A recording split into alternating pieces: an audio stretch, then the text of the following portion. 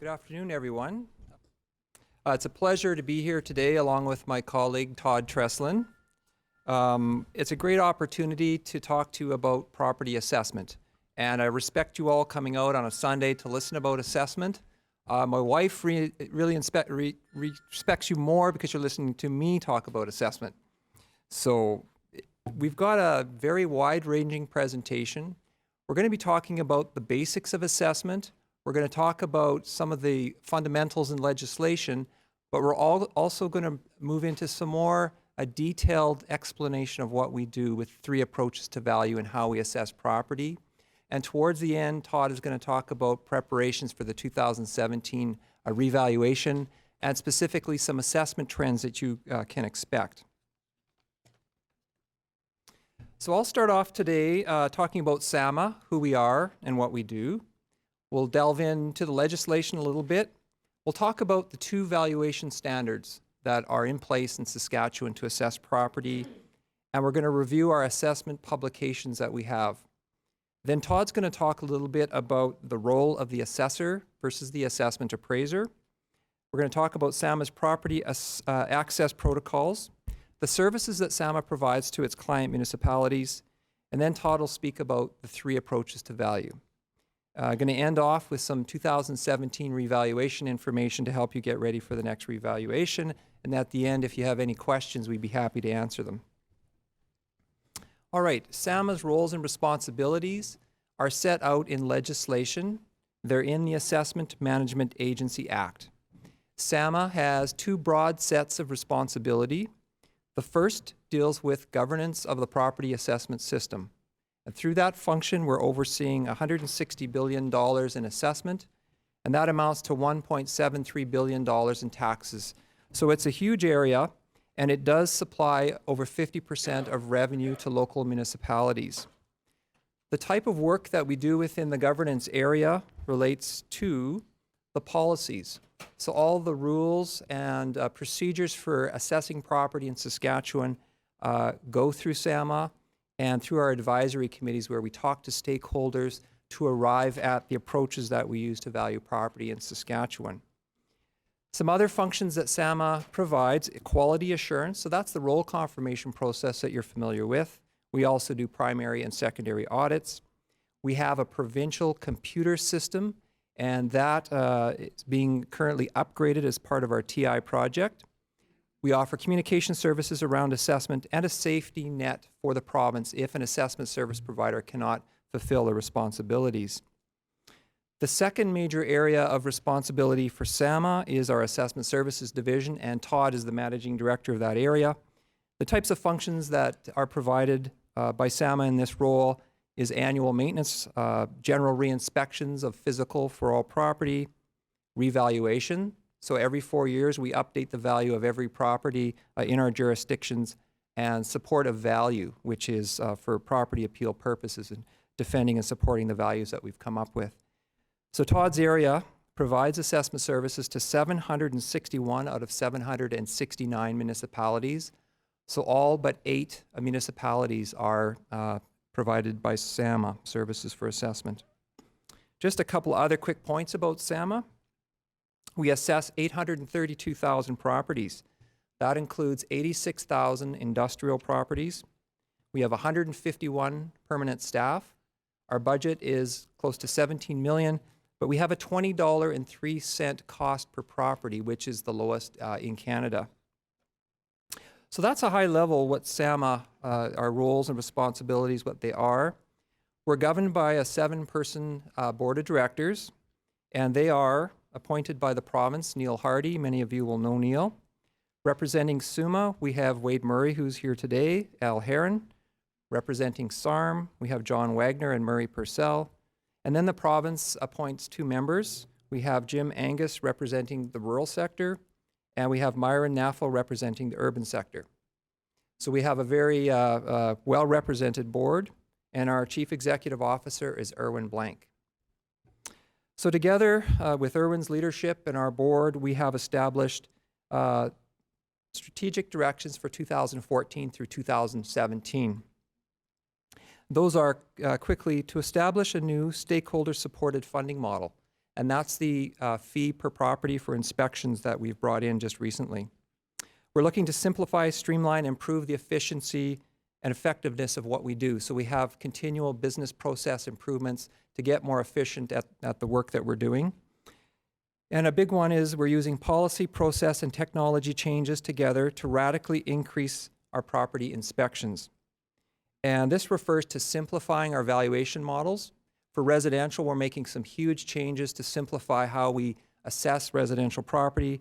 We've simplified our commercial models, but we're also looking at technology. We have a technology infrastructure project looking at upgrading our computer system, which is called Govern, and bringing in a new open forms technology. We're looking at a web portal to do business with our clients, including municipal clients. We want to look at GIS and integrate that more with our systems. And finally, using handhelds in the field to really change what we do, going from paper to electronically gathering information and then automatically uploading it and automatically calculating values. So those are some of the strategic directions that we're currently working on now. All right, purpose of assessments.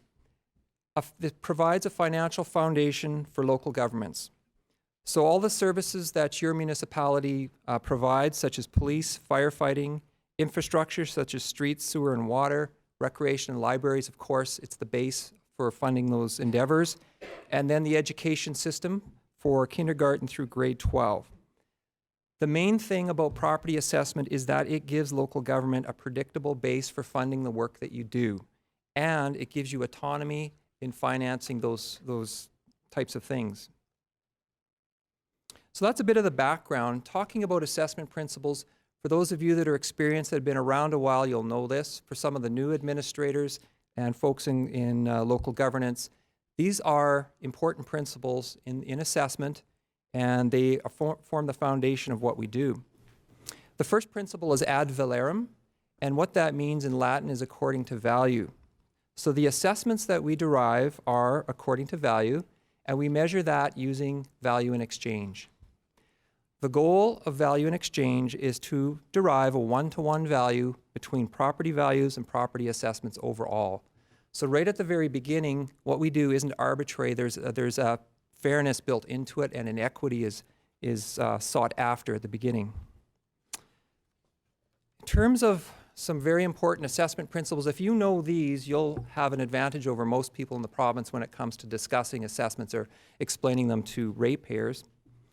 The first is mass appraisal. This is a requirement in legislation. We have to use mass appraisal to determine assessments. And what that means really is if you had your property appraised, it would be fee appraisal. They would come to your one property, they would use 3 comparables, and they'd come up with a value for it. We have to put a value on every single property in the province. We have to do it every 4 years, update it. We can only do it using mass appraisal. And what it says in legislation, it's the process of preparing assessments for a group of properties as of the base date, using standard appraisal methods and employing common data and allowing for statistical testing. So essentially, we're looking at all the sales that occur. And we build valuation models using standard techniques, and Todd will talk a little bit about that and give you some examples. And then we use statistical testing to make sure it's accurate. So those are 2 very important concepts. The base date is the effective date of valuation. It's established every 4 years, and the assessment of land and buildings has to reflect that point in time, so the conditions as of that particular date. That's an important concept because oftentimes people will come in with a brand new sale and expect their assessment to reflect that brand new sale. That's impossible. But what we do is every 4 years we bring that base date forward and reestablish it for the next revaluation. The concept of revaluations, every 4 years we revalue every single property in the province and bring a new value forward. And the current cycle runs from 2013 to 2016. And later today, we're going to talk about the 2017 revaluation, which runs through 2021. I have a slide coming up that will show you the reval cycles, the base dates, to give you a little better sense of how they look. And then quickly, foundation and legislation, 2 important assessment principles: the market valuation standard, which deals with the rules for valuing properties such as residential and commercial using market data, and all other property is valued using the Regulated Property Assessment Valuation Standard. And these are properties that are special purpose. We don't have sales for them typically because they're larger scale, industrial, and we also have regulated procedures for agricultural land. Equity, very important. We talked about it previously with the value in exchange. Equity is the dominant and controlling factor in the assessment of property. And our goal is for assessments to bear a just proportion to one another. So those are some of the fundamentals that underlie and create a foundation for the work that we do. We also have in legislation the SAMA board orders. And the board orders allow us to set some of the rules for every revaluation. These are the board orders for the 2017 revaluation. We talked about the base date. So this board order establishes January 1, 2015 as our next base date. The market value evidence order sets limits on what market data we can use to determine assessments. So basically what it says is market data that occurred or arose after January 1, 2015, or after that base date shall not be used to determine assessments. And really what it does is it draws a line in the sand. It lets us have all the data to work with, but then we're not facing somebody bringing in a sale that just occurred last week and trying to reconcile that with the model that we have. That data that occurs after the base date can be used for the next revaluation. We have a quality assurance standards order. What this does is it speaks to a high-level measure of quality for your municipality. The acceptable range as measured by a median assessed value to sale price ratio. So what everything is assessed for in the municipality compared to what it sells for overall, and it's broken down by residential and all other property. And that measure has to be between 9.5 and 1.05. However, within the order, it says that assessors will strive for a ratio of 1. So that's a quality measure, and it's in an order. And the final one is the order to establish the 2015 base year manual. That order is passed by SAMA's Board of Directors. Once approved by the Minister of Government Relations, the formulas, rules, and principles in the manual has the force of law. So these particular orders are already established for the next revaluation, which runs from 2017 to 2020. And the Minister grants approval after the board's approved it, and it has the force of law. Just quickly, the elements of the property taxation system. The work that SAMA does determining assessments is on the far left side of the screen. That's the work we do in preparing assessments that go onto your assessment rolls. From there, the values go to provincial government.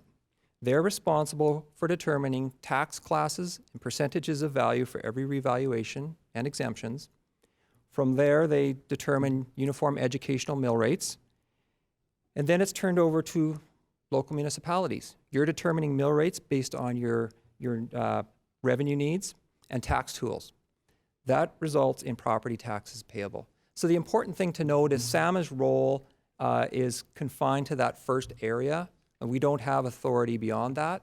And sometimes that's a point of confusion for a lot of people when they're looking at their assessments. They're assuming that we drive the taxes directly, but there's a lot more to the system than that. Assessment legislation, just as a high-level refresher, only real property is assessed unless specified in legislation. So land and buildings and specific resource production equipment that's set out in legislation. We talked about mass appraisal and equity. These are key features of the assessment system. The 4-year reval cycle, these are the next 3 cycles. The first bullet there is our current cycle with a January 1, 2011 base date. And this current cycle ends in 2016. In 2017, we're going to bring in brand new values, but they're anchored to that base date we talked about, which is January 1, 2015.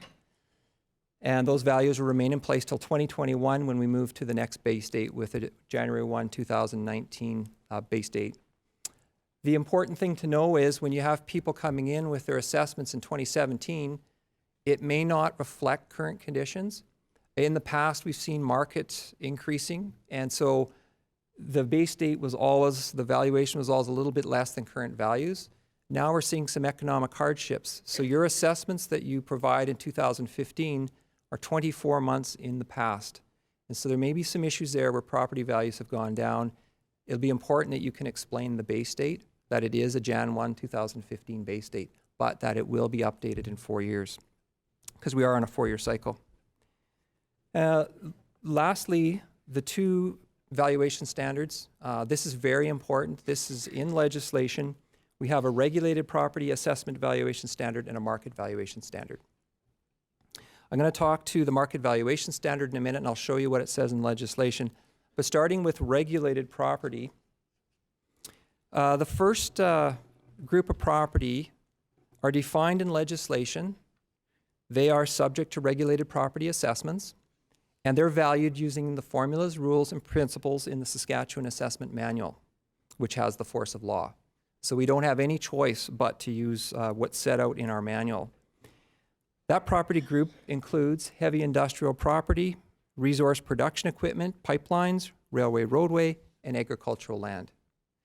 Everything outside of that list of property falls under the market valuation standard, and it includes residential and commercial type properties that we value using sales and market information.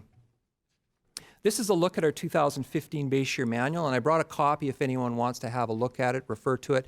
It's also on our website. And in there, you'll find all of the procedures that we do use to value our regulated property. Two main groups within that manual would be regulated cost approach, so heavy industrial properties, resource production equipment, including oil and gas sites, pipeline and railway. And then a second group of property is our agricultural land. We use a productive capacity method to value ag land. And there's two models basically, arable and pasture. I'll talk about them in a moment. All wasteland in the province is valued at $10 an acre. And then we have provisions for ag mixed use, where we have properties transitioning between market value and ag, where there isn't zoning. We can use the market valuation standard for the first 3 acres. Everything else is valued using the manual and our regulated procedures. Heavy industrial property is defined in legislation as falling under the manual, but you have to go to the manual to find out specifically what types of property fall into this category. So this includes mines that extract a mineral resource, the petroleum industry, ethanol, greater than 50 million liters capacity, such things as manufacturing of fertilizer, malt, steel pipe, the lumber industry, which has sawmills, wood products, and so forth, and power generation. So all those properties, they don't typically sell. We have to use cost approach to value them, and the rates that we use are in our manual, as I mentioned. This is a picture of the various types of industrial property that we assess. It's a very large group of property, and there's a lot of workforce in this area. We have potash mines, uranium mines, coal mines, sodium sulfate, copper and gold mines. We have steel and pipe factories, lumber mills, plywood and pulp mills, and electrical generation stations, oil upgraders and refineries, and we currently assess over 80,000 oil and gas wells and over 5,000 non-well sites. So it's a huge portfolio for our industrial department. And incidentally, the pipelines that we assess are currently at 11,700 miles of pipelines. So that's a look at that area of our regulated property. Agricultural land, as I mentioned, we have 2 main models, arable and pasture, and we link the productive capacity of a property to the market through a provincial factor. We have one provincial factor for arable land and one for pasture. And currently it's $9.77 for arable and $8.51 for pasture. Beginning in 2017, that's going to go up to $21.49 for arable and $17.45 for pasture. That's a huge increase, and that is borne out by the overall average selling prices in the province. And Todd will show you some trends later in relation to other categories of property, but that gives you kind of a sense of what's happened with ag land between the last base date and this next base date coming up. Here's a look at some satellite imagery. Our agrologists use this information to get a visual of what's out in the RMs. They can use satellite imagery and mapping in GIS to look at soil lines and land use areas. So it's very valuable in the work that we do, and we're currently looking at enhancing our GIS systems to leverage them to the full extent. So that's an important area for us. That's the regulated properties. The next main area is properties that fall under the market valuation standard. And legislation is very explicit in terms of what we have to do. A lot of people think that we go out and we just look at a bunch of sales and we're done. But we have to follow very specific procedures. As I mentioned, we have to use mass appraisal. We don't have the luxury of going and valuing one specific property on a street. We're looking at all the properties with our models, classing them and coming up with rates to value them. We have to estimate the market value of the state and fee simple, so the full bundle of rights, the full ownership is what's reflected in assessments. We have to reflect typical market conditions for similar properties, and that's that equity that we talked about, and that's done through our valuation and modeling approaches. And then we have to meet the quality assurance standards established by order of the agency, and we talked about that a little bit earlier. Incidentally, market value is defined in legislation as the amount that a property should be expected to realize if the real estate and fee simple in the property is sold in a competitive and open market by a willing seller to a willing buyer, each acting prudently and knowledgeably and assuming that the amount is not affected by undue stimuli. So that's basically saying it has to be an arm's length sale. It has to be on the market, available for sale, willing purchaser, willing seller. So we go through our sales and we verify our sales to find those types of sales before we move forward with our analysis. 3 approaches to value. Todd's going to go into more detail. These are the 3 internationally industry accepted approaches to value property. All 3 are applicable in Saskatchewan. We couldn't use the income approach until 2 revals ago, so now that's part of our toolkit, so to speak. The cost approach says that the value of a property is equal to the cost of replacing it. And in a nutshell, what that is the value of the land plus the depreciated cost, replacement cost of the improvements. And it's based on the principle of substitution. Certain types of property lend themselves to the cost approach. We can also apply a market adjustment factor using sales. The sales comparison approach is using comparable sales to determine a value for the subject property. In mass appraisal, we can use statistical modeling, multiple regression analysis, and Todd will talk about that in a moment as well. And lastly, certain types of commercial property, we use the income approach, and we're looking at the rental income of a property. We're relating that to its selling price to come up with a capitalization rate. If we know what typical rents are for a given type of property, we can apply that capitalization rate and come up with a value using the income approach. And again, Todd will give you a bit more detail on that when he speaks in a moment here. Market valuation standard publications. We talked about the manual. We also have a market value assessment in Saskatchewan Handbook, and we have Sammis 2011 cost guide, and we brought copies again of these 2 documents for market valuation standard properties, and I'll talk to them in just a minute. 2 other sources of costs that we use that most people don't know would be Marshall and Swift cost services. They publish a Marshall Valuation Service, which is commercial costs. They also publish a residential cost handbook, which is residential costs. We use that information to help derive costs that we use in a lot of our models, and a lot of other assessment jurisdictions and appraisers use it too, because it's so well respected. All right. This is our market value assessment in Saskatchewan Handbook that Todd is holding up. This is a non-regulated document. Again, you can look at this on our website if you want. And what this does is it has information primarily for the income approach to value. And it's not a step-by-step instruction manual, but what it does is it sets out best practices. So if we're going to value a certain type of property, like a retail property, it has a valuation guide. It discusses some of the things you want to be looking at when you value that type of property. And then it recommends an approach that we should use. So this document is helpful to us, and it gives us general guidance, and it makes sure that everyone in the province is kind of using the same procedures when they go to that type of property. It does get referenced a lot in appeals. It does not have the force of law, but it is still respected in terms of giving us guidance as assessment appraisers. And the next document is SAMA's cost guide. This is something unique to SAMA. It has all the information that we use to value by cost approach land, all residential, and certain types of commercial. The types of commercial that we have within the cost guide are atypical. And so we're looking at towers, grain elevators, those types of things. The costs and the models are in the guide that we can use. One thing to note for this revaluation, if you're in a local governance role, is we've changed our residential models. We used to have 36 different classes of houses, single-family dwellings.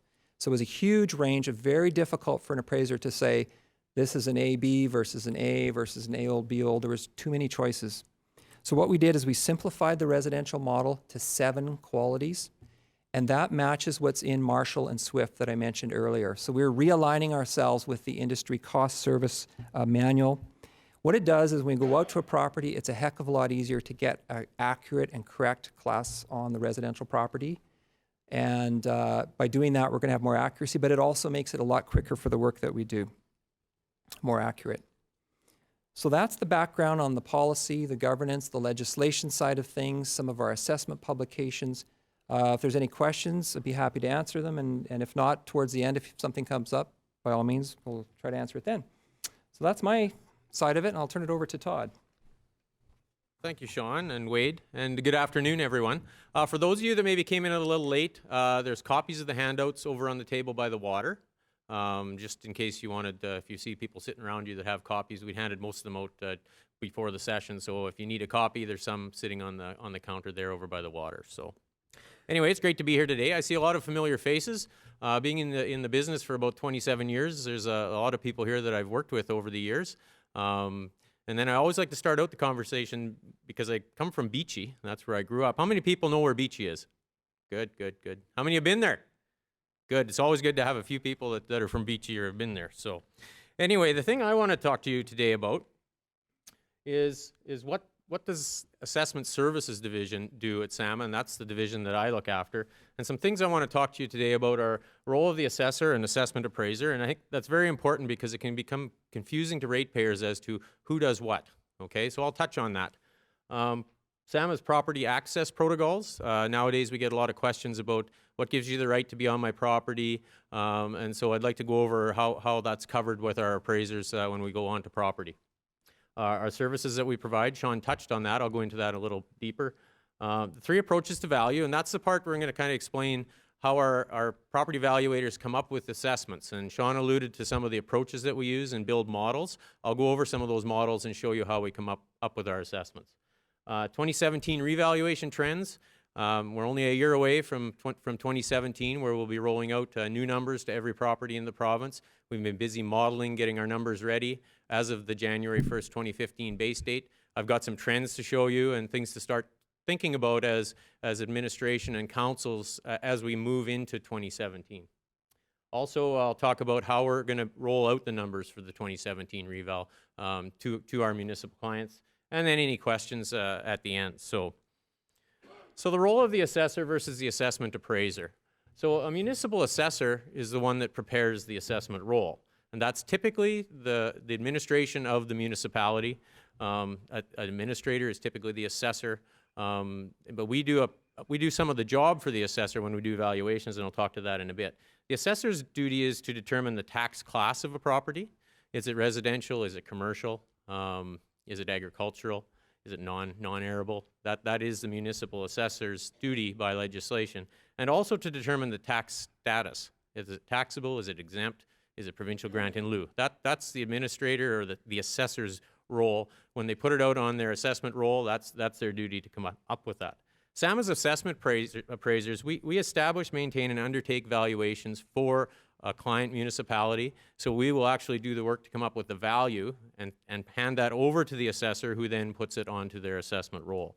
And we do have one area on the tax status of a property where the legislation points to SAMA making that determination, and that's in rural municipalities where there's a mixed-use business. For example, where there's a commercial use and an agricultural use. And the easiest one I can think of is if a farmer has a seed cleaning plant on their farm and they're cleaning their own grain, and then they also clean grain commercially for their neighbors, and they charge for that.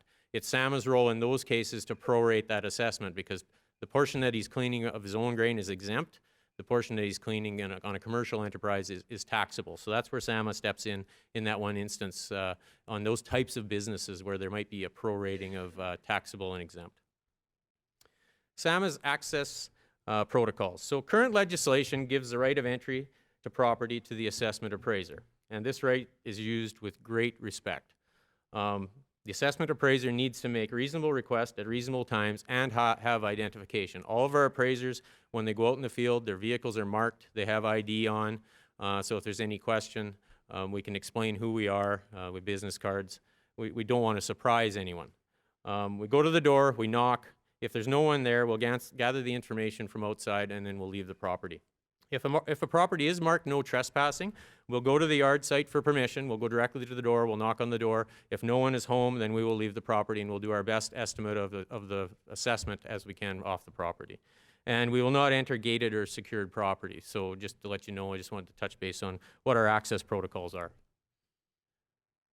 Services that we provide to our municipal clients, annual maintenance, and that's something we do on a yearly basis. The municipality and its annual changes that to keep the physical data up to date. So as property owners start taking out building permits in municipalities, the administrator usually keeps a list and they provide that to SAMA.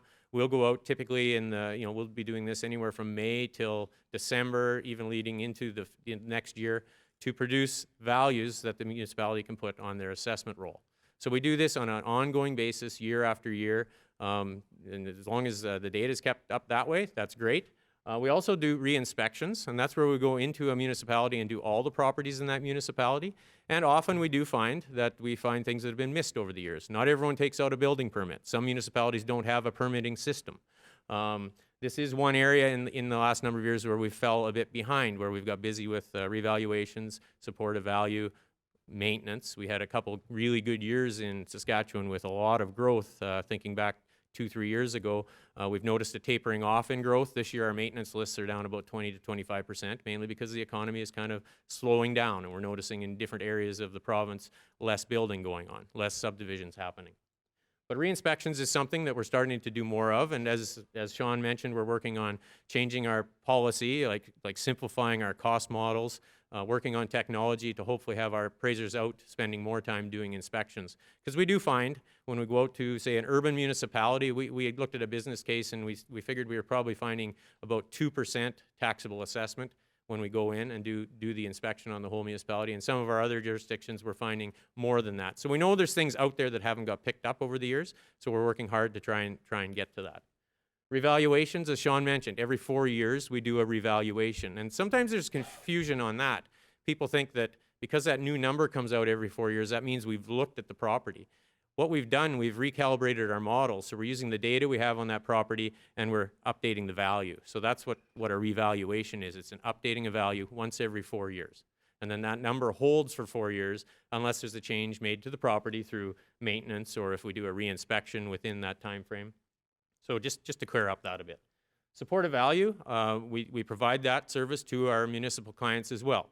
Inevitably, property owners have the right to appeal their property every year if they see fit.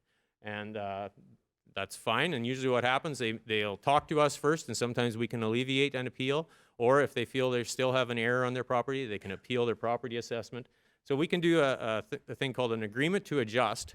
So it doesn't have to go through a formal process. If there's a data error found on the property, we'll fix it. And then if the property owner and SAMA and the municipality sign off on that, the appeal is withdrawn, the assessor places that value on their roll, and they don't have to go to a formal hearing or a board of revision.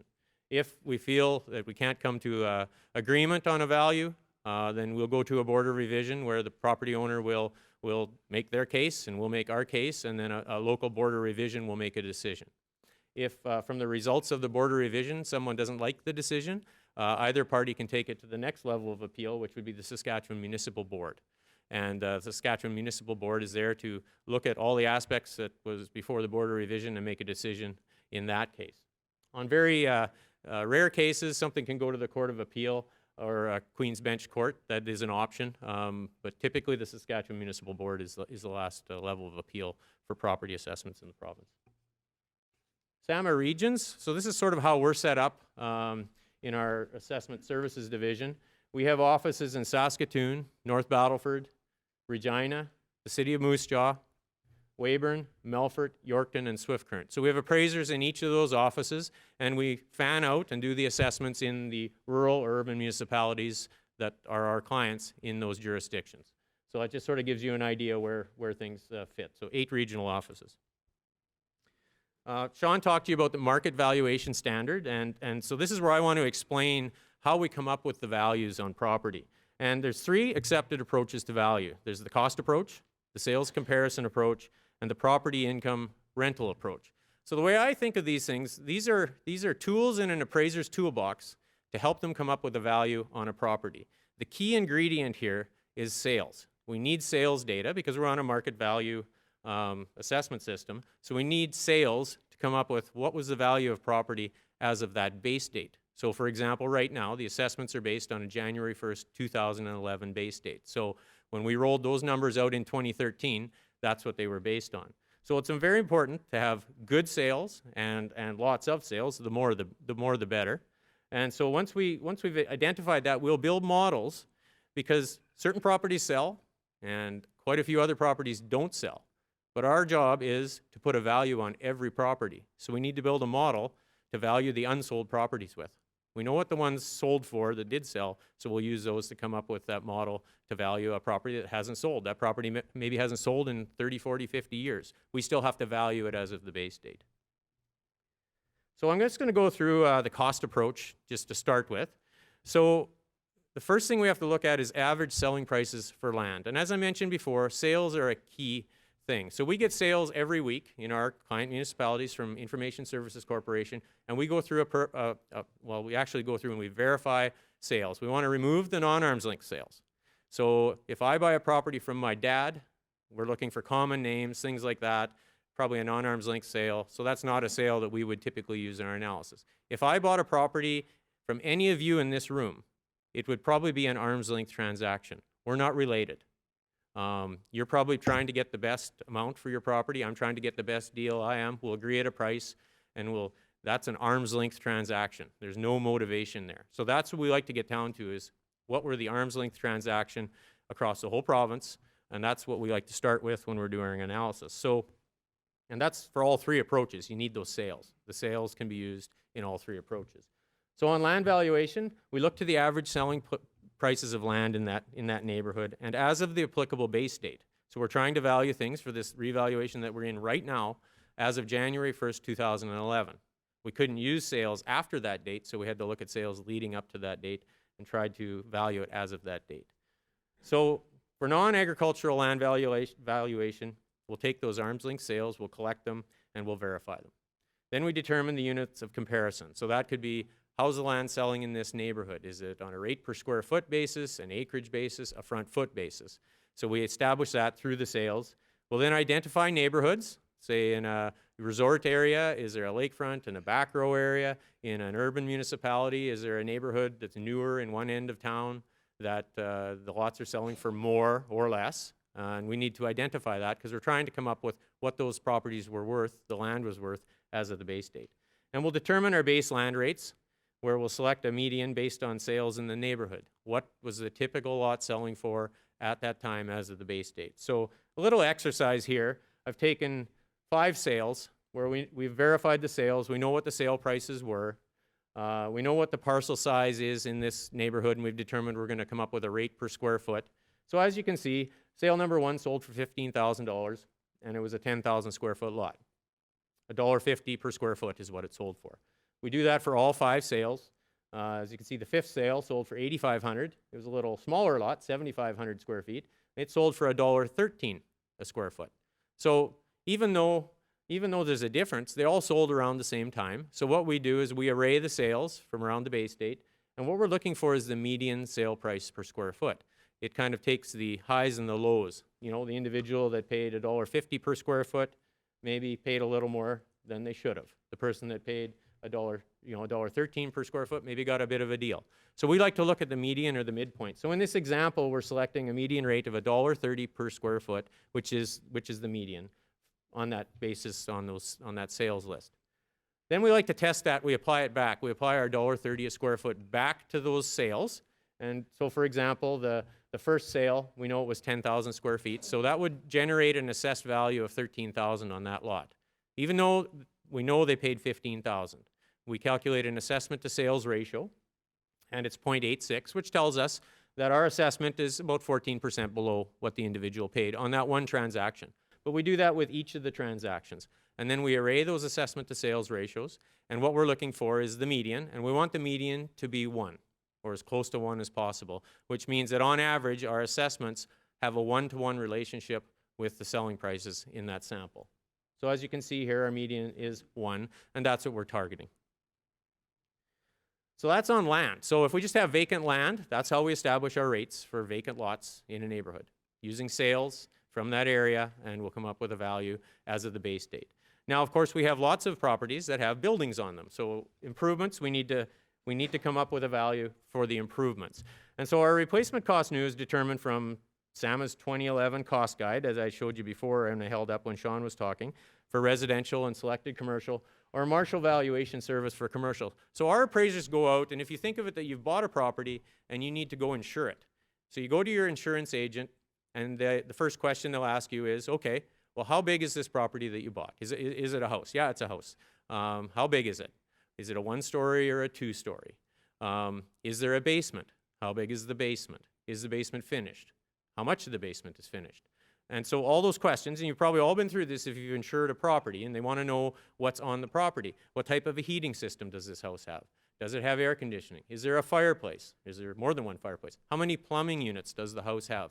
And what they're doing is building up to come up with a cost of if you had to replace that house, if it burned down to the ground, what would it cost to replace? So that's what our appraisers go through when they're out measuring the buildings. They're estimating things like that.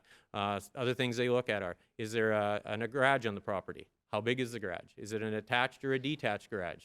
Is it lined? Is there a deck? So all those features go into building up a replacement cost on a property. So that's what our appraisers are doing, and we're using our cost manuals as of the base date to do that. So that's basically what they're doing when they're doing their inspection. We then adjust for depreciation, and that's based on the age and the condition of the structure. A property that's had nothing done to it, that's 50 years old, is going to have more depreciation than one that's been kept up. So that's what our appraisers are looking at when they're valuing these properties as well. We then have to adjust that replacement cost to reflect the average selling prices of other improvements in that neighborhood as of the base date. And January 1st, 2011 was our base date, so we had to use improved sales leading up to that base date to get an idea what properties with houses on them, in this example, we're selling for. And we can adjust them using a market adjustment factor. And I'll explain the calculation of a market adjustment factor in a minute. And each sale, we can develop a market adjustment factor for. And then we're trying to figure out what the average market adjustment factor for that neighborhood was as of that base date.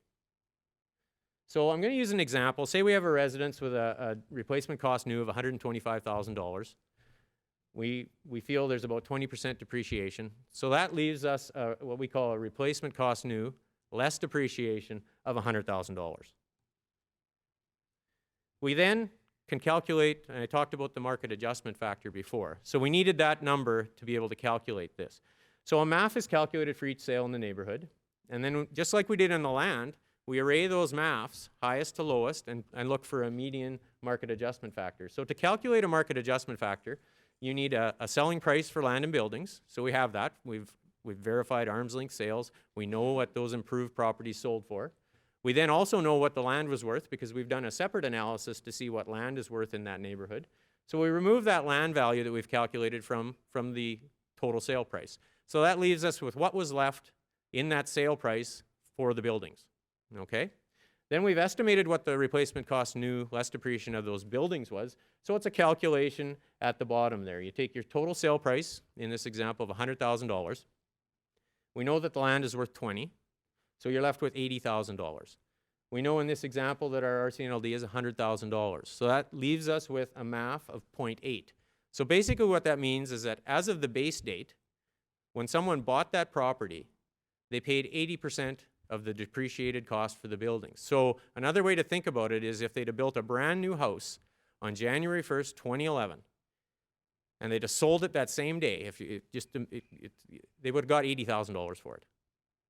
So it's just a way to adjust to the market. So typically what we see in smaller municipalities are lower market adjustment factors, and in more vibrant municipalities, higher market adjustment factors, because people typically will pay closer to full cost in areas where there's a higher market. So it just gives you an idea of how we come up with market adjustment factors using the sales. And we're using the same sales that we've verified to come up with these numbers. So on the improvement side, after we've developed that median market adjustment factor, we will go back and we'll estimate, well, we'll apply that median market adjustment factor. Well, in this case here, we've got 5 sales. So we'll calculate it. So you can see in the first sale, the market adjustment factor on that property when it sold was 0.8. Number 5th sale, that market adjustment factor was 0.9. So someone paid a little more for that building than the individual in the first. But we'll look at the midpoint to take out those highs and lows, and we come up with, in this example, of a median MAF of 0.84. So we feel that, or what we're finding is the market's telling us that when those properties were selling, on average, they would sell for about 84% of the depreciated replacement cost around the base date. We'll then test that with our 0.84 MAF back to those sales, and we'll come up with what we feel our assessment should be based on the land rate we've developed, based on the RCNLD we have for that property, and the median MAF we've developed, and we'll come up with an assessment, and that's what that 2011 base assessed value would be. We'll then look back to the sale price and calculate an assessment to sales ratio on each sale. And so sale number 1, we're saying we come up with an assessment of $62,000 based on our model, and it sold for $60,000. So the assessment to sales ratio is 103. So we're about 3% high compared to what they paid. In the 5th sale, we're saying our assessment is going to be $80,000 based on our model. They paid $85,000. So our assessment based on our model is going to be about 6% low. But we look to the median, and we're looking for a median assessment to sales ratio of 1, which we've achieved in this case. So the 3rd sale, our estimate of the assessment is $65,000. It sold for $65,000. So that just sort of shows you how we come up with our model, we build our model, and then we test it back to the sales to make sure we haven't done something wrong. If our assessment to sales ratio was coming out at 1.2, which means that our assessments are 20% higher than the average selling price, we know we've done something wrong. We need to go back at our analysis and look at it. We don't want to be over or significantly under. We're trying to achieve that balance between assessment and sale price. So a summary of the cost approach. Property value is equal to the land value, the building value, the 2 components. If you just have a vacant lot, it's just going to be the land value. We use vacant land sales to estimate the land value. Buildings are costed using our standardized procedures, and the actual cost is not used. We use a series of costs out of our manual as of the base date. We'll assign physical depreciation, like wear and tear, and then we'll assign that market depreciation MAF to the property. And this goes for residential or commercial. We can do this to come up with a value for any type of property, as long as we have sales. Second technique, sales comparison approach using multiple regression analysis techniques. So if you love stats, this is the approach for you.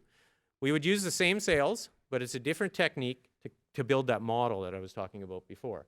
And it's a mass appraisal approach, which determines the market value through a comparison of valid sales. Again, we're talking about sales, the same sales. And the sales prices are used directly to identify value determining variables using multiple regression analysis. So we can take all this data, and we know that these properties sold, and then we can determine which of the factors or which of the characteristics on those homes is the most important when it's contributing to market value. So just think of you're walking up to a house and you're trying to come up with a market value in your head. What would you think some of the most important characteristics would be? And try to name about 5 of them. Some of those things I mentioned before, is there a garage, that type of thing. So we have all the data on these properties because we've got the cost data on it. Then it's a matter of saying which of these features attribute to value. We can test in multiple regression models based on the sales, do swimming pools contribute to value or not? And in some cases we find they don't. In some cases we actually find they may detract from value. And that's maybe what the market is showing. In other cases it may show that there's a $20,000 value to a swimming pool. But what we do is we run this through a multiple regression model with those variables, and we can determine which variables are most important. And what we can find is, 5 or 6 variables, we could probably come up with pretty close values, probably 85% of the value on 5 or 6 variables, size, quality of the house, that type of thing. So this works really well on single family or condo residential properties where adequate sales exist. And the adequate sales is a very important thing, and I'll talk to that in a minute. And these techniques are commonly used to build sales comparison models. We need a lot of sales to do this. And I'll show you in a bit where we use this. We use it primarily in our cities where we've got lots of sales, because then you've got lots of data. MRA is a statistical process that's objective. It requires less property characteristics, so actually you wouldn't have to gather as much information as you need for the cost approach, because probably only, you might only find that 10 or 12 variables contribute to the value of a home. And we can recalibrate it and test it really quickly to see if there's any changes in there.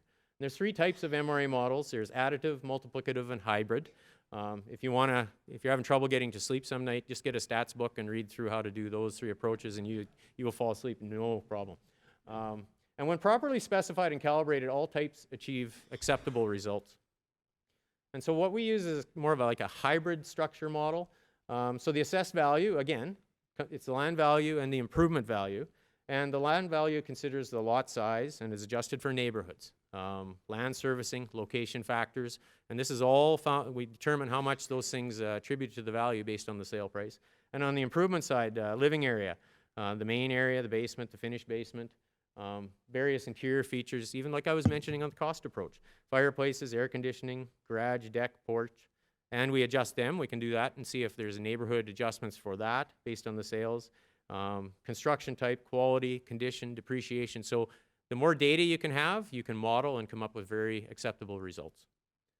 So our sales comparison approach where we've used this is, as you can see, we've used the hybrid approach in Moose Jaw, and this is for residential, Humboldt, Kindersley, Martinsville, Warman, Weyburn, Estevan, Yorkton, Melville, and Melfort. We find that when we get out to smaller communities, we just don't have enough data to do that. We may be able to do something provincially. We're kind of starting to explore that, where you could have a different factor for each community based on their own sales. That might be something we can look at. And if we could move to that, it might be a more efficient way to value properties on a quicker basis.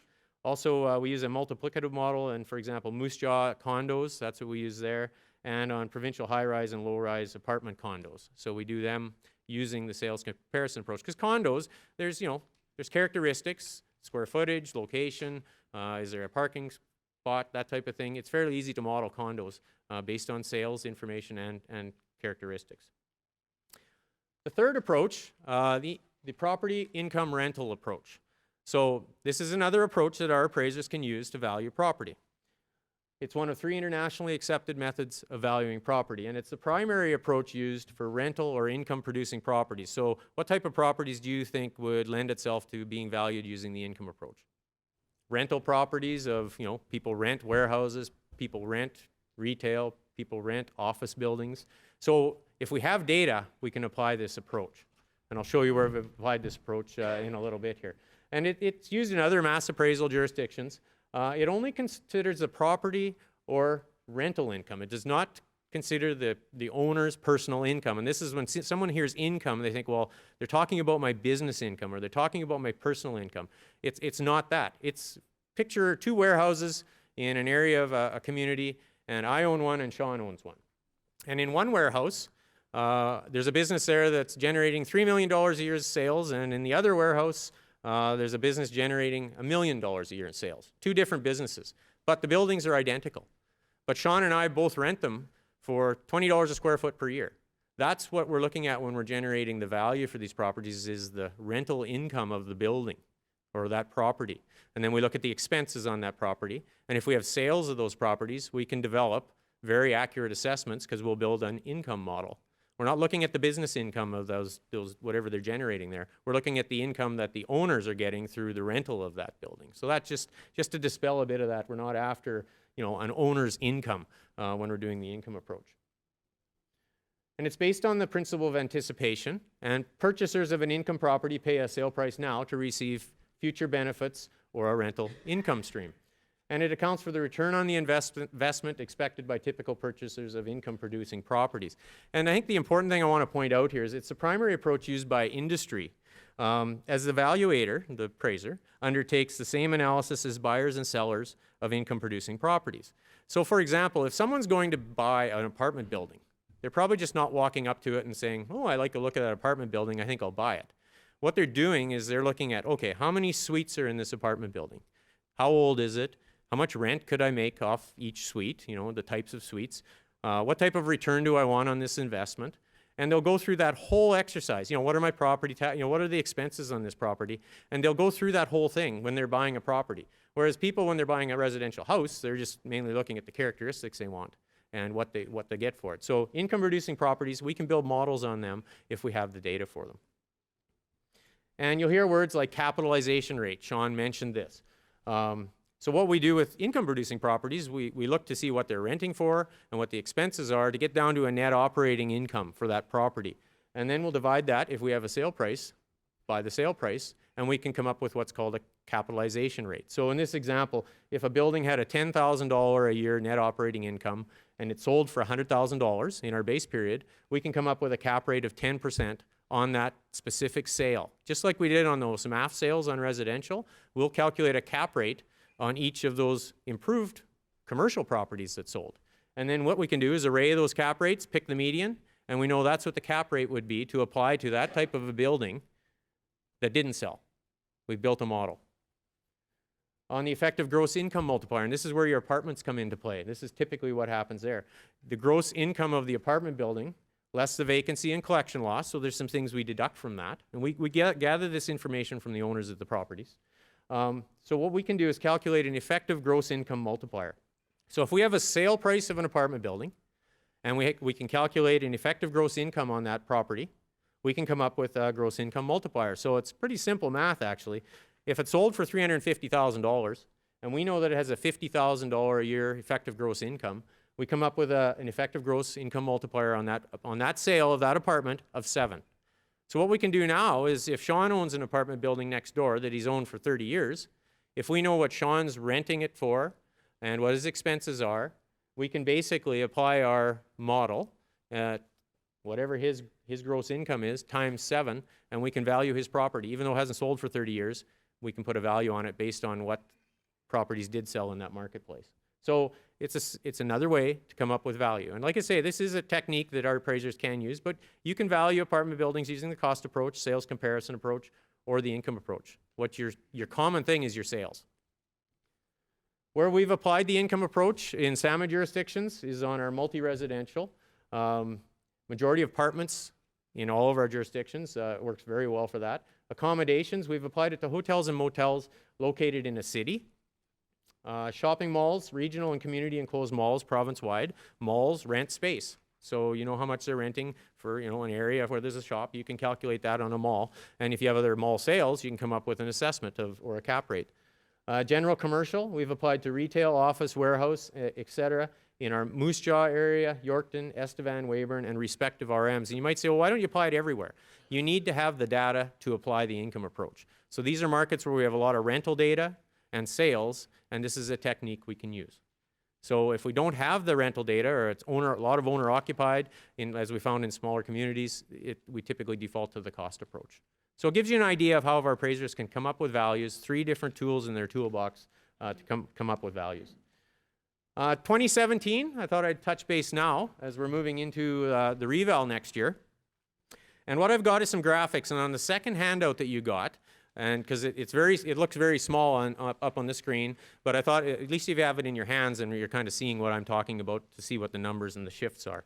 And the graphic represents general property types on a provincial basis. And the market value standard property trends will vary by municipality, so I'll caveat that right now. These are provincial, what we think is happening provincially. For specific municipalities, and I'll get to this in a bit, if we think residential is going up 20% provincially, one municipality might be going up 50, another one might be going down 10, so just keep that in mind. But this is on a provincial basis, just to kind of show you what the overall trends are from reval to reval. And we've made some comparisons with the current revaluation and past revaluation, so we can kind of talk to that to show you what's happened sort of every 4 years, what's been happening. So looking at our 2017 revaluation assessment trends, and that's this first graphic, and I think it's the first one on your handout there. What we're estimating or seeing based on the sales is residential properties on average would be going up about 20%. And that's the difference between the January 1st, 2011 base date and the January 1st, 2015 base date, okay? So that 4-year span. Seasonal residential up about 15%, multifamily residential up about 20%, non-arable pasture land up about 105% in that 4-year base period, and arable agricultural up 120%. So a big increase in ag land over that 4-year period from January 1, 2011 to January 1, 2015. Commercial up about 45%. And then as you can see, as we get into more of the regulated properties, oil and gas, 1.15, mines, 1.15, elevators, 1.25, pipelines, 1.15, railway right-of-way, 1.25. So that gives you kind of an overall provincial trend, what we're sort of seeing.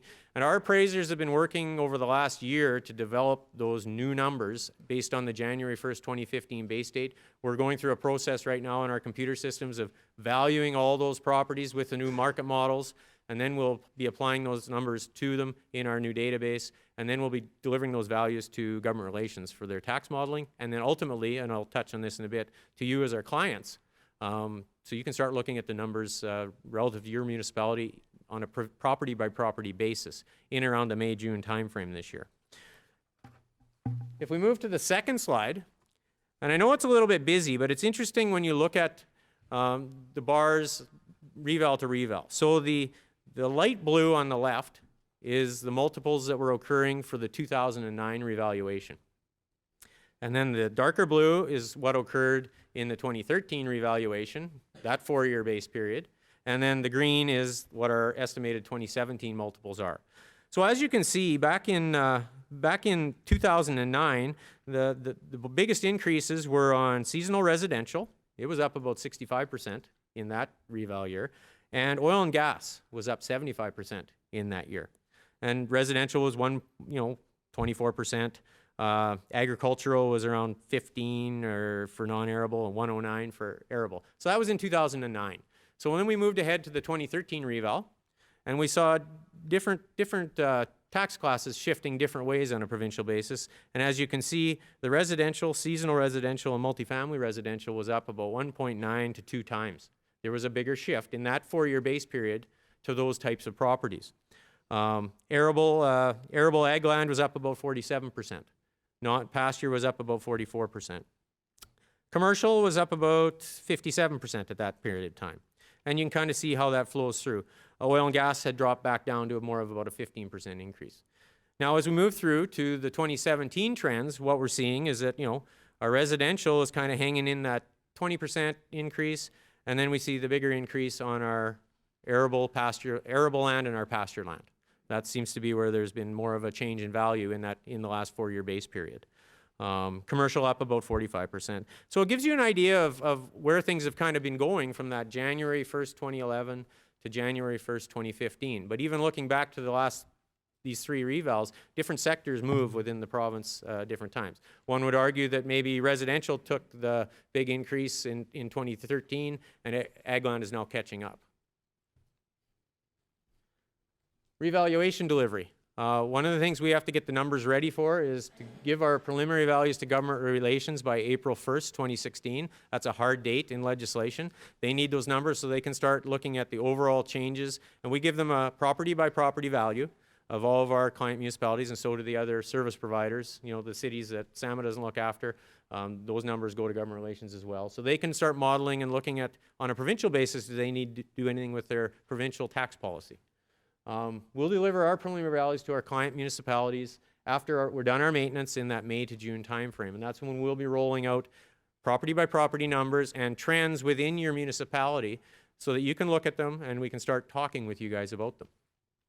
And we want to meet with clients to discuss values as required.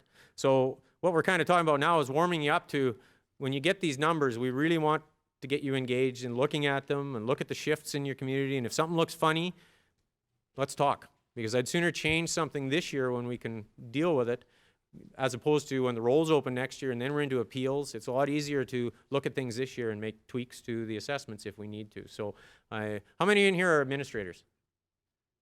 And how many are council members? Good. So I'm glad you're all here today, because when you get these numbers in that May-June timeframe, I really want you to go back to your councils and say, we need to look at these. Let's talk about it. If we need to get Sam out for a meeting, let's do that. Because it's very important to dialogue this year about it. And if the numbers look reasonable, great. But if something looks funny, let us know, because then we can start talking about it this year. It's easier to change it this year than next year when we get once the roll's open, the only way you can change an assessment is through appeal. So that's sort of the big thing. So remember when it comes, start talking about it, because I've seen other evals where the numbers go out and then it maybe gets set aside. And then it's kind of a year later, it's like, ooh, we should have looked at it a little closer. So look at those numbers very closely when you get them. So just as an example, and this kind of it's a mock-up of what we provided last time, but you'll be getting something like this. So on a property by property basis, it'll show in this case it says 2012 and 2013. What the report will show when you get it, it'll be 2016 value on that property and what our new 2017 value will be and the shift. So you'll have that on a property by property basis in your jurisdiction. So that's good if you want to look at specific properties, what's happening to a specific property relative to another one. You'll also get a report like this, which is a one-pager, and what it's going, and this is in your package as well, and it's what it shows. And I know we've got some 2013 values, but like I said, that's what we use then. We'll be updating those titles and that for 2017.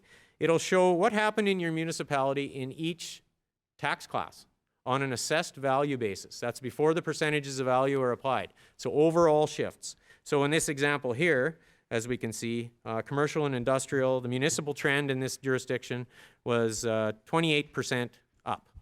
The provincial trend at that time was about 55%. So it'll also show you how you're stacking up relative to the provincial trend. So did my municipality go up more than the provincial trend or less than? So that helps kind of give you an idea where you shook out, relative to what happened provincially. In this one, seasonal residential went up 1.6 times, 60%, relative to the provincial trend of 99%. So it gives you an idea of what's happening within the tax classes in your jurisdiction. Is there shifting within? We also provide you with a taxable assessed value trend report. So this is looking at your assessment roll on the taxable properties by tax class. So this will show you, and I mean this one shows an RM, but we'll do the same thing for urban municipalities. You can see what's happening, and at the bottom there it sort of shows on a taxable basis, did that tax class shrink in value in my municipality or increase in value? So as you can see in this one, the seasonal residential was up more than the other tax classes. So those are the types of tools we can provide you with to help you with thinking about getting your head around, what's happening in my jurisdiction, what type of tax tools will we maybe need to look at to either A, mitigate a shift or that's the type of stuff we want you thinking about. And it makes it a lot easier if you kind of have your heads up of what's going on. It'll make those decisions easier moving forward into the 2017 reval. So what the plan then is, after we get the numbers out to you guys, and we'll be talking as much as we can to you, we'll receive the tax classes and percentages of value from government relations in, I've got September here, it might be September, October, and then that's when the government comes down and says, okay, residential will be this, agricultural, the tax class will be this. Once we get those numbers, we recalculate our database and we'll validate the values. We'll continue to work on any maintenance we're doing. And we will be sending out value reports to our clients in January of 2017. And if the maintenance is done, it'll be in there. And if it's not done, we will provide that as a separate package. Some municipalities want their maintenance separate so they can keep track of that. So just to give you an idea, that's kind of the timeline. So it's good to start, a year from now, that's kind of in the time when you'll be getting those new numbers. So that's why we're out ahead of the game. We also, on the 25th of April at the SAMA annual meeting is the day after that, we're going to do an administrator training session on the 25th. So, and it's talking about, more of this in terms of if we have a bit more shifts to give you, we will. And let's start dialoguing in terms of things that municipalities and administrators need to think about as they move into 2017. So that'd be a worthwhile half-day session. I think it's in the afternoon, the day before our SAMA annual meeting. I think it's on the 25th of April. We would be more than welcome to have, and there's no cost for that. Additional resources, we have a website, www.sama.sk.ca.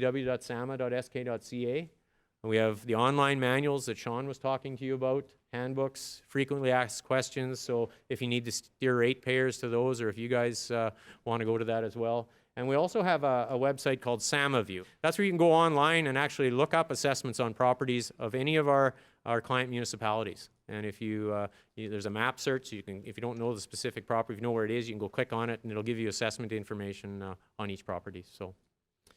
So that's, I think, about it. I think we're at a pretty good time here, I think. Does anyone have any questions? Hi, I'm counselor from the Resort Village of South Lake.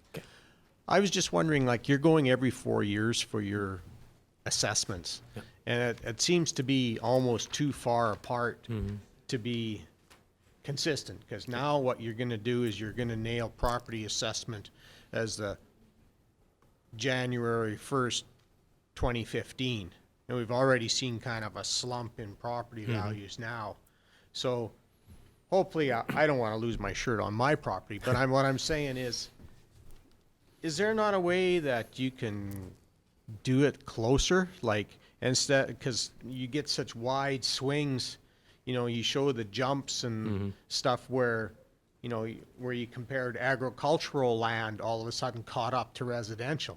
Well, that was all going on at the same time. Don't tell me it wasn't, because they go hand in hand. Somebody's got lots of money and they know they're going to drive up the price of ag or whatever, the same as residential.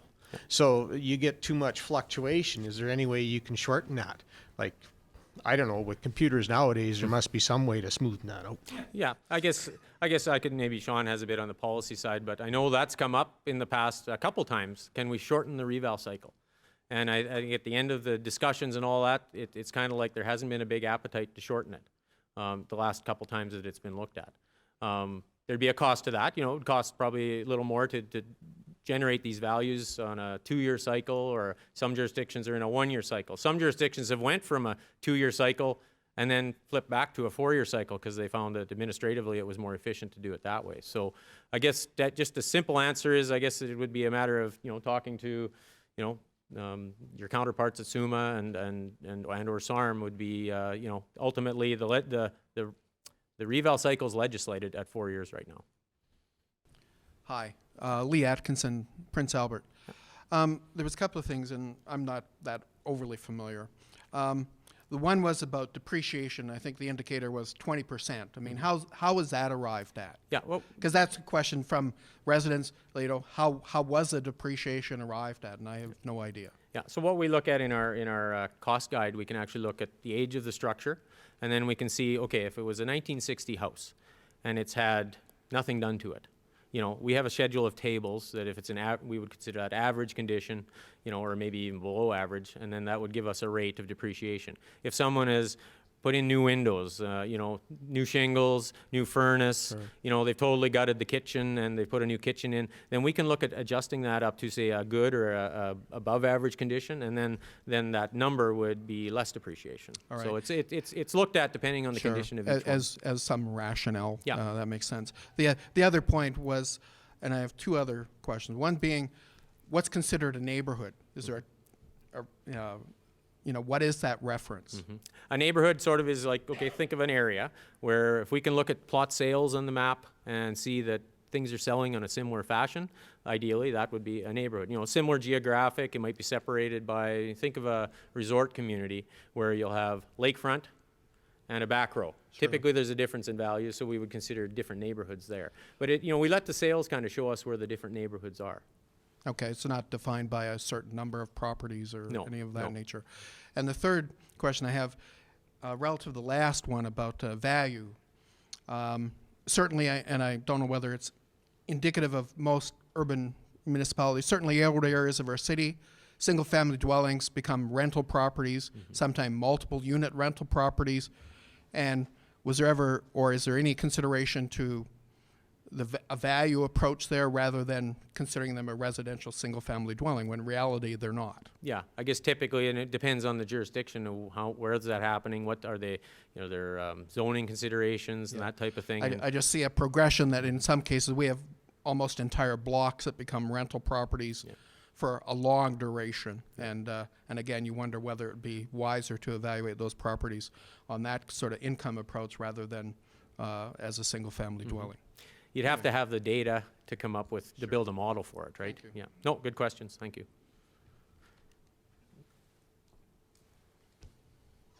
I'm willing to go last here because I'm wearing a number of hats. And if anyone else wants to come to the microphone, please do so. My name's Howard Schweitzer, and I'm a resident of Regina, but I have a property out at Crooked Lake in the RM of Grayson. I'm on the Hamlet board of Exeter Twin Bay, and also a board member of Parks, which is the Provincial Association of Resort Communities of Saskatchewan. Now, we've been hit by floods out at Crooked Lake, 2011, 2014. And when an RM declares a disaster emergency, I guess my question to you is, what is SAMA's role with respect to reassessing the damage that has been done by the floods? And in our situation, it was in 2 summer floods. So I'm just looking for an explanation with respect to the protocol or the process that you would go through. Yeah, the first step, we need to work with our client, of course, and we need them to contact us to say we've got a problem here, or we need you guys to come out and look at specific properties. So typically what they'll do is put properties on their maintenance list, or it may become more of an issue where we have to come out, but we can't come out immediately because usually there's some time needs to take place to see, how does everything shake out. But we would wait for our client to contact us and say, we need you to come up and look at a number of these properties to see how much damage there is. We will look at if there's been any other data collected from any of the provincial agencies when they're collecting information to tie that in. So we sort of let the municipality contact us, and then we'll work with them to see if there's specific properties that need inspection or need changes done to them. So are you saying that the RM reports to you in terms of the area that has been flooded? You will then send representatives out just to... If our client needs us to come out and look at a specific area, it might have to be a targeted inspection. Well, I think what I'll do is talk to you specifically or after I don't want to bore everyone with the details. My last question is, are there provinces that do assessments on a year-to-year basis? Yeah, I think province of British Columbia does on a year-to-year basis. Okay. Manitoba, I believe, are... They're on a 2, aren't they? They may be a 2. I know Ontario moved back to a 4. They used to be on a more frequent update. Okay. Yeah. Thank you. Good question.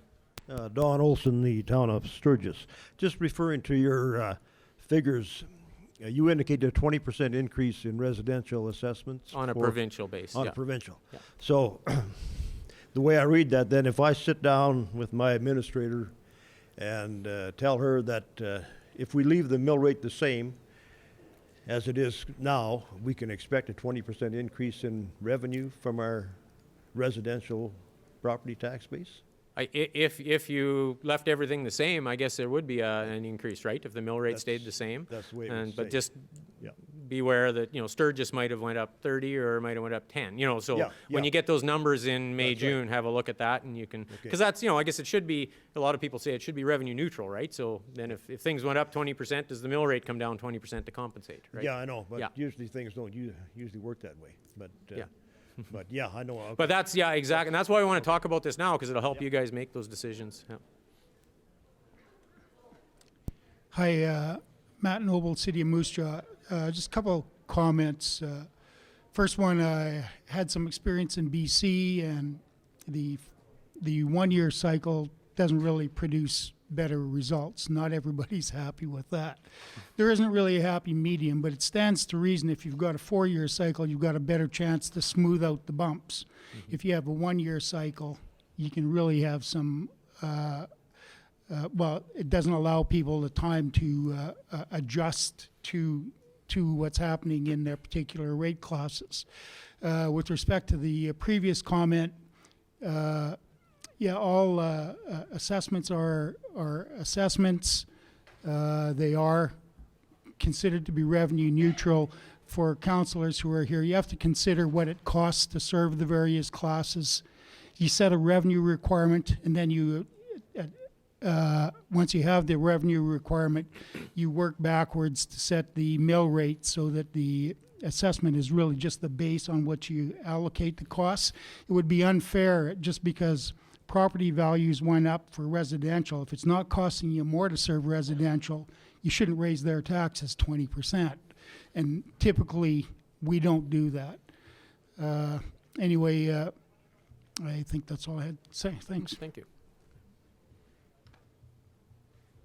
Hi, Councillor Charlene Miller from City of Prince Albert. I have quite a few residents who are in the flood zone. And how would you guys assess that? ideally, if you had sales in a zone that would show, they're selling for 30% less than a similar property over here, that'd be the ideal way to show that, in the assessment. But it's a matter of if it's flooded, or are you thinking of damaged properties? It's called the 500-year flood zone from Yeah. the province, and we have to adopt it Yeah. for the overall plan of the Yeah. city. Yeah. So I just wondered if you guys have ever come across that where your assessment would be lower the cost than the value of the property, or how would you guys do that? If it was showing up in the sales, we could make an adjustment, like a neighborhood adjustment potentially. Like in PA, I guess you've got your own assessors there that work, Right, for the yeah. city. So it'd be a question, you could ask, Tim Furlong, do they make adjustments for that in there, that type of thing, yeah. So do you think it would be lower? Well, I guess if the sales showed that, it would, but I guess if there's no difference in the sale values, if it's a 500-year flood zone, but nothing's ever happened, and a house here in the flood zone sells for 100,000, and a similar house sells over here and that's not in the flood zone, then probably we wouldn't have an adjustment on those properties. But if it was showing there was a 20% reduction in the market, that, it depends on the sales that you have at the time. And Okay. good question. Yeah. Hi, Laura Morissette from the City of Weyburn. For the property income or the rental approach overview, are you taking the vacancy at the time of the evaluation, so 2015? Yeah, it's at or the- is it the current vacancy? It's at the base date. Yeah. Because in the City of Weyburn, our vacancy rates were like really, really low Right. at that point At because that of point, the boom. But yeah. right now, it has increased a lot. The Yeah. people have left. So Okay. I'm just concerned for the people who have rental properties that they're going to see a giant increase in their SAMA evaluations for the next year. Yeah, I guess the thing to keep in mind, and that's something we're talking about too, is in the Estevan Weyburn area, the value as of January 1st, 2015 might be a higher value than when it rolls out in 2017, potentially, Right. So, Thank you. yep, good question. Cindy Baumgartner, Village of Buena Vista. We have the similar floods in 2011 and 14, but we've also had the movement of the valley wall slides. Yep. The people that know that there's a problem, separation garages from houses, should they be coming forward with their assessment, because to sell that home the way it is, the assessed value isn't going to be what it is? Yeah, we've done a lot of work out in there in that Regina Beach, Buena Vista area. So what we're, asking property owners to do is talk with their administration, and, we can come out, we've developed some, and I know Shaun's worked a fair amount with that with our Regina region staff to develop kind of some criteria of things, depending on, because it's what type of a slump or a fault or where is it, that type of thing. So it's good to talk about those things because there seems to be more of that, And I think it's due to a lot of the moisture we've had over the last 4 or 5 years. I think back to 2010 when we had 30, 40 inches of rain, and you think, well, that's a once in a lifetime thing, but things start moving underneath the ground when you get that much rain compared to a typical year. Yeah. Well, great questions. Thank you all for attending. I hope it was informative. Remember those 2017 values when you get them, start looking at them.